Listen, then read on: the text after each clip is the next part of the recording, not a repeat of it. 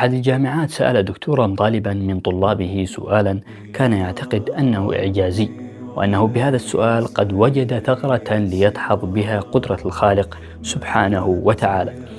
كان سؤاله كالتالي: هل الله خالق كل شيء؟ رد الطالب وبكل ثقة: نعم. قال: إذن هو من أوجد الشر.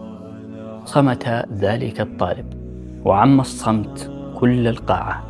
في هذه الأثناء كان هناك طالبا يجلس في الخلف، رفع يده قائلا: هل يمكنني أن أسألك سؤالا؟ قال الدكتور: تفضل. قال: هل هناك وجودا للبرد؟ قال الدكتور: نعم. ألا تشعر به؟ قال: بل لا وجود له، إنما هو غياب للحرارة، فعندما غابت الحرارة اخترعنا هذا المسمى لنعبر عن غيابها. تلا سؤاله بسؤال آخر وقال: هل هناك وجودا للظلام؟ قال الدكتور: نعم.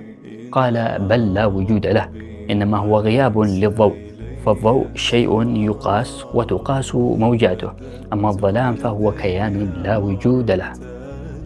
عم الصمت تلك القاعة مرة أخرى، وصمت ذلك الدكتور. في هذه الأثناء قال: وهكذا هو الشر، إنما هو غياب لله في قلوبنا، غياب للرحمة، غياب للخير بين الناس.